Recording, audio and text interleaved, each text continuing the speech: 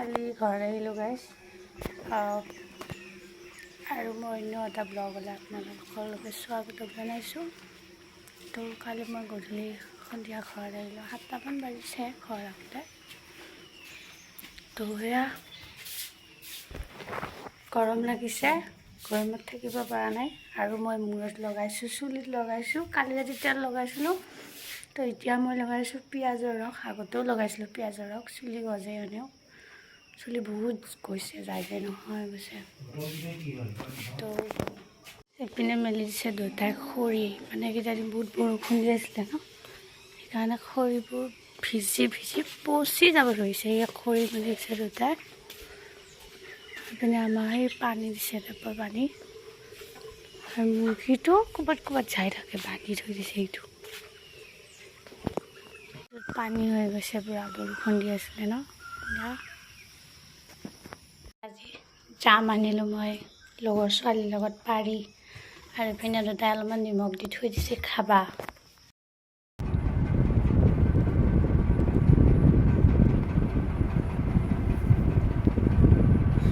ইমান গৰম পৰিছে গাইজ, আৰু কালি ভিডিঅ'টো কৰা নহ'লে, মানে কি হৈ গ'ল, মানে ৰাতিপুৱা 10টা বজাত শুই উঠি চাহ পানী খালোঁ, খাই মেলি ভাবিছিলোঁ দেউতা মা অলপ কাপোৰ লেতেৰা হৈছে, চাবোন আছিলে অলপ আনিলোঁ, আনি কিনে কাপোৰ ধুলোঁ, ধুই কিনে গা মূৰ ধুলোঁ, চেম্পু দি ধুই কিনে বহুত দেৰি হৈছিলে কালি ভাত খোৱা নাই, মানে 2টাই বাজিছিলে।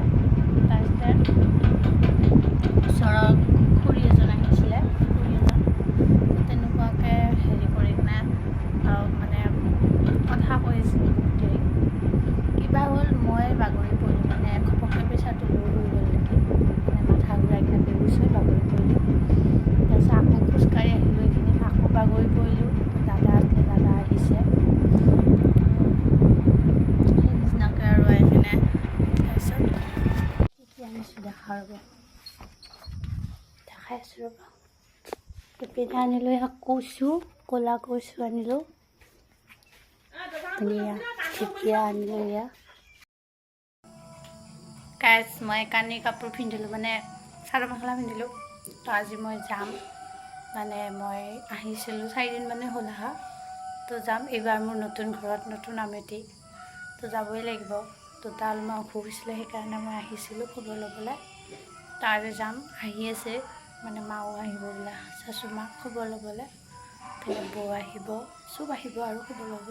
দেউতাৰ বেমাৰ হৈ আছে অলপমান, তো সেয়ে গা পা ধুলোঁ, ধুই মেলি ওলালোঁ যাব। তো সেয়াই আৰু কালি গাইজ ঘৰত আহিলোঁ, মানে মোৰ নতুন ঘৰলৈ, য'ত বিয়া হৈছোঁ। তো মিষ্টাৰে আনিব গৈছিলে, মা গৈছিলে গাড়ী লৈ। তো ভাত পানী খাওঁতে এনেকৈ ওলাই যাওঁতে দেৰি হ'ল, 10টামানে বাজিলে আহি পাওঁতে। তো সেয়ে কিবা কিবি যে দেখাইছিলোঁ আপোনালোকক, আজি বনালোঁ। কি বনাইছোঁ ব'লকচোন দেখাওঁ, চাব বিলাক। কালি আমিতি নহয়, সেইকাৰণে মায়ে ধুনীয়াকৈ পাকঘৰ মুচি ধুনীয়াকৈ থৈ দিছে। এয়া ধুই পিৰা চিৰা ধুই ধুনীয়াকৈ থৈ দিছে, আৰু এইবোৰো চাফা কৰি থৈ দিছে ধুনীয়াকৈ। চাওকচোন ইমান গৰম, কি ৰ'দ দিছে চাওকচোন, এনেকুৱা ৰ'দ। এতিয়া মই দেউতাক ভাতটো দি লওঁ, ভালে মই দুপৰীয়া সাজত বনালোঁ।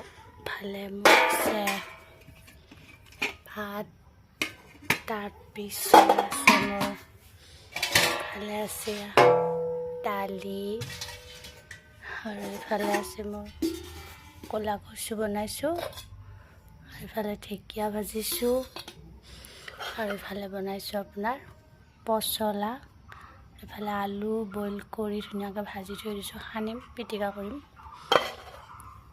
এতিয়া মই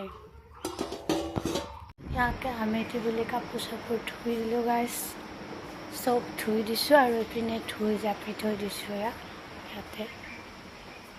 ইয়াতে মই চব ধুই ধুনীয়াকৈ জাপি থৈ দিছোঁ। ভাত বনাব ওলাইছোঁ, এতিয়া বাজিলে আপোনাৰ 12টা। তো কিনো যোগাৰ কৰিছোঁ ভাতত দুপৰীয়া সাজত দেখাম বোলক। আৰু এটা বস্তু বনাইছোঁ, দেখাম কি বনাইছোঁ। ভাত হ'ল বাৰু, সুদা ভাতটো হৈছে। বলক। ইমান বৰষুণ দিছে গাইছ। তো এয়া দুপৰীয়া সাজত আজি মায়ে কিনো যোগাৰ কৰিছে তাকে আপোনালোকক দেখাম বোলো। খাই চাবচোন পকৰীটো কেনে লাগে ক'ব। বহুত টেষ্টি হয়, খাই পোৱা নাই যদি খাই চাব। তো আমাৰ ঘৰৰ ধুন্দুলি ভাজিম, আলু বইল কৰি থোৱা আছে, এইপিনে কলফুল ভাজিম, তাতে আছে মাছ। ইফালে বহাই দিছোঁ মই ধুন্দুলি ভাজা, ইফালে আলু বইল ভাজা হৈ গ'ল, আৰু ইফালে মাছ ভাজিলোঁ। এইটো কি বস্তু বনাইছোঁ কওকচোন। খাবলৈ বহুত ভাল হৈছে। এইটো মই বনাইছোঁ আপোনাৰ কলফুলৰ পকৰী বনাইছোঁ। চাহৰ লগত খালোঁ। এইখিনি বৌ লাগি থৈ দিছোঁ দুটা, আৰু আমাৰ চলিটো লাগি থৈছোঁ বৌৰ বাচ্ছাটোলৈ। আৰু মই দিলোঁ আদা নহৰু পিঁয়াজ দিলোঁ, এইখিনি বহাই দিছোঁ। কলফুল ভাজি হৈয়ে গৈছে। ইয়াতে মই দিছোঁ মাছৰ মূৰা। আপোনালোকেও দি খাবচোন, বহুত ভাল লাগে। ভাজি আছোঁ, হৈছে আৰু প্ৰায় এনে হৈ গ'ল ধুন্দুলি ভাজা, আলু ভাজা। পিনে দালি, মটৰ, ধুন্দুলি এনেকৈ সিজাই থোৱা আছে বইল কৰি, তেল মাৰিব। এইফালে মই দালি তেল মাৰিবলৈ তেল দিলোঁ, আৰু মোৰ কলফুল ভাজা হৈ গ'ল। এয়া চিম্পুলকৈ খাই চাবচোন কেনে লাগে ক'ব।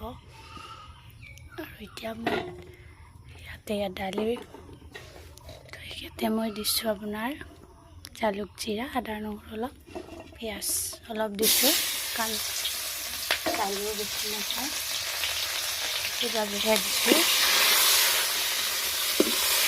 এইখিনি অলপমান ৰঙচুৱা হোৱালৈ ভাজি ল'ম।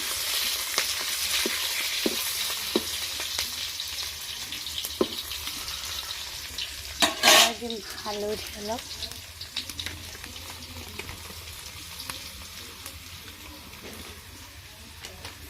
এইখিনি হৈ গৈছে। এতিয়া মই এইখিনি বইল কৰাখিনি তাত ঢালি দিম।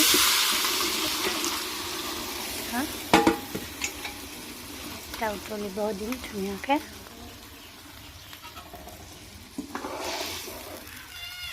উতলিব দিম। তাৰপিছত এইটো আৰু জানে আৰু নিজৰ জোখমতে নিমখটো 1 চামুচ, আৰু এইখিনি দিছোঁ 1 চামুচ, আৰু এইখিনি দিছোঁ। এয়া উতলিব দিম। বান নাখান।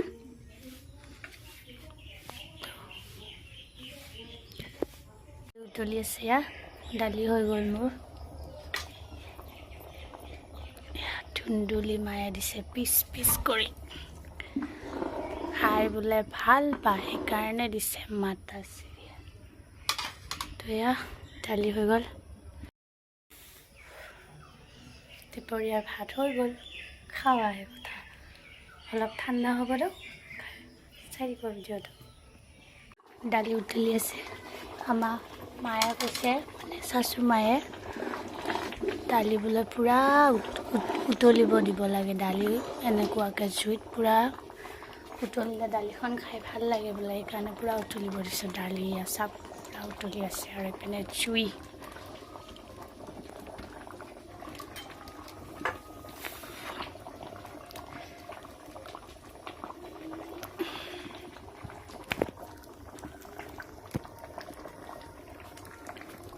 আৰু ময়ো গৰমত পূৰা গৰম দিছে, গৰমত একদম অৱস্থা নোহোৱা হৈছে।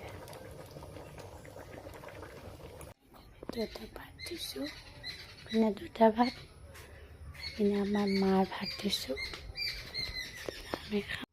এয়া মই ভাত পাৰিছোঁ দুপৰীয়াৰ। এয়া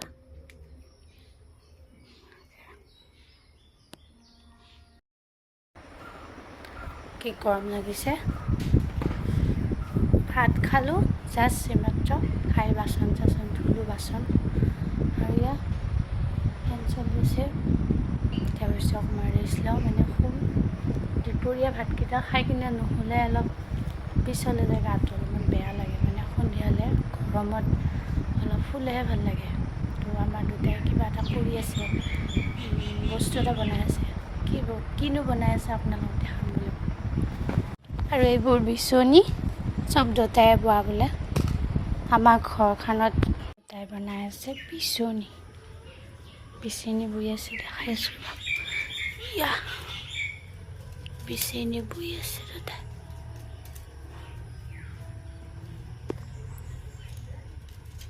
কি ধুনীয়াকৈ বৈ আছে চাওকচোন